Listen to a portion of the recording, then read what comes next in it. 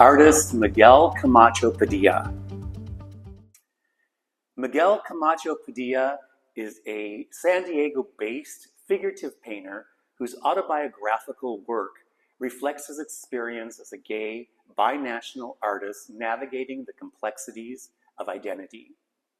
His paintings move through themes of fear, joy, nostalgia, desire, and grief, forming layered, psychologically charged portraits that resist easy resolution and invite sustained looking.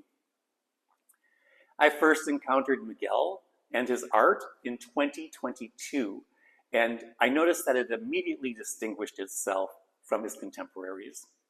There's a clarity of vision in his practice, balanced by a quieter tension and restraint that reveals itself over time to the viewer. It's work that holds its ground. Over the years, his presence at the studio door has become essential, aligning with my commitment to artists working at the highest level of technical and conceptual rigor.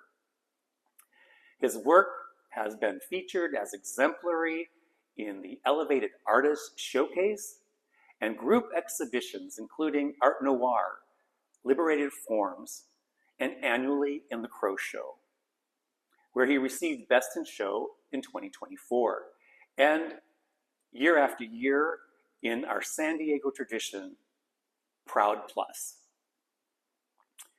Miguel's practice feels poised for a broader stage.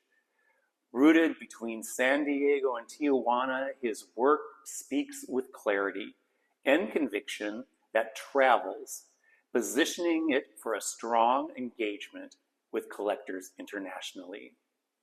Welcome, Miguel Camacho-Padilla. We are currently in what is my art studio, which,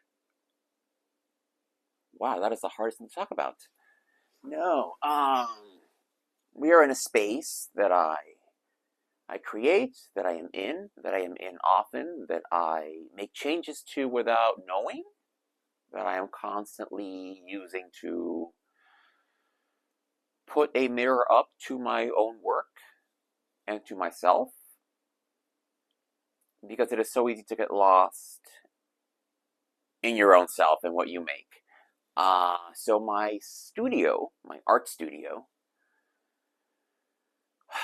is a place where I make art, but it's also a place where I make sense of my own art. I make sense of my own relationship to making art and to what I want to do with it, what am I looking forward to.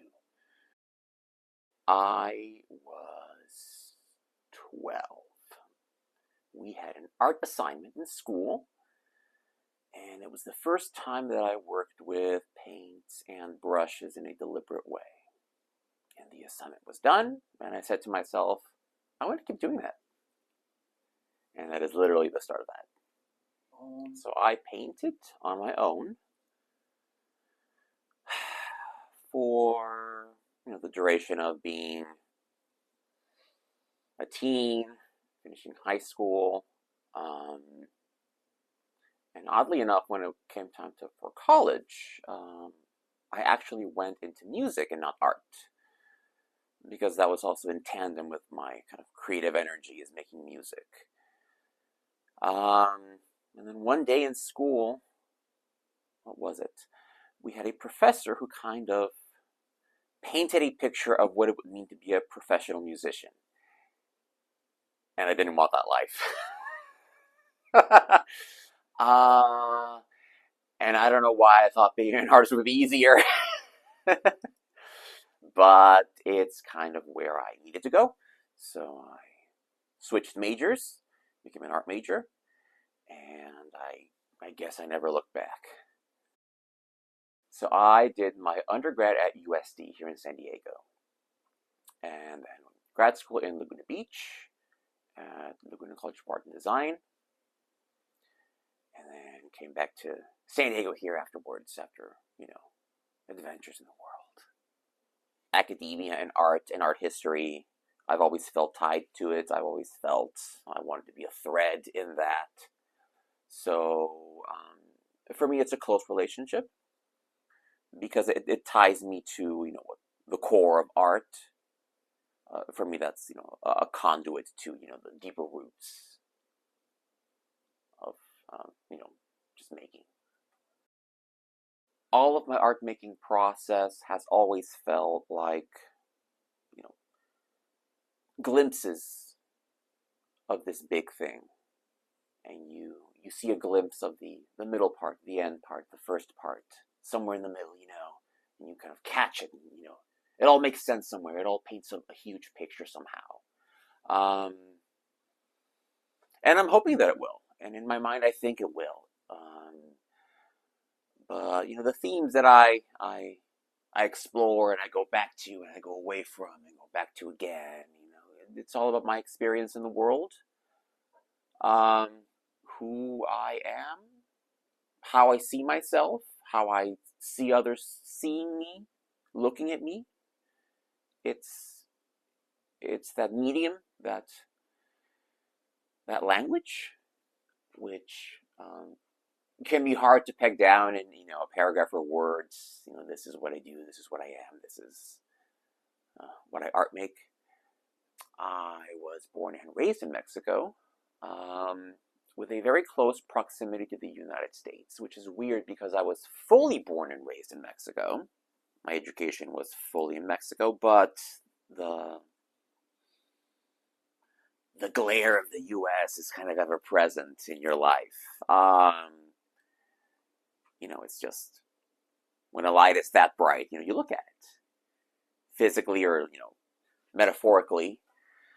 So it influenced me, and it influenced a lot of people who grew that close, to that space while being in another space, and that identity of place is ever present. Actually, to either side, you'll have a piece just about that, which I did in grad school, which grapples with my identity straddling two nations. So I used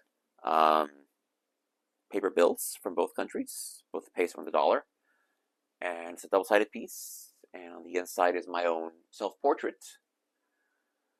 So I grapple with that. I grapple with the identity of who I am, and where I belong, to whom I belong, and the complexities that all of that entails. I think it gives me a creative responsibility. I think that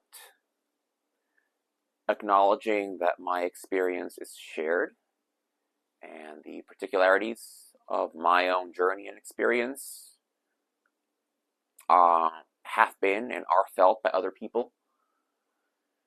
And I hope they find resonance in that, that somebody else goes through that and went through that and currently experiences that ambiguity, that sense of not really knowing or defining. You're undefined. You're many different things, many different people, depending on the situations and circumstances. We exist, and we we all go through that, or some of us do anyway. I have no clue. And I'm kind of okay with that. I'm really okay with that. To be able to just sit with the art that I make, as I am literally doing now. Because it just feels like that. That is where my place is. To make it, to sit with it, to share it, and to hopefully, connect with someone with it. I would love everyone to be that ideal patron, power in numbers. I'm thoughtful about the work I make. I like to create things that sustain a relationship with a viewer, with an owner, with a caretaker, to feed a creative relationship in somebody's space, in somebody's home. I think about that, and I put that in my work, and I hope to send it off that way, when someone, chooses to have a peace of mind to live with. So it's whoever's resonance, finds that work that, I wish to connect with. And I hope that to be as many people as possible, honestly. Because so much of my work is identity-based, and I do identify as a gay man, and that is present in who I am, how I exist, how I see the world, and how I make art. The connection and the intertwining is undeniable, and it's present. So who I am wholly as a person is embedded in every work that I make, and that includes the LGBTQ community that I identify as myself being a part of. I really enjoy seeing the synergy happen of artists because I think that that sea elevates all ships when you have that creative communion. So I look forward to see what that will be because I won't know yet. I know the artists, I know the work, and I know that experience will be unique to that moment in time, that space, and I look forward to the discovery of that. What that'll be in the end. It is a journey, definitely. It's a journey, and I'm somehow in the middle of it, and continue to be it.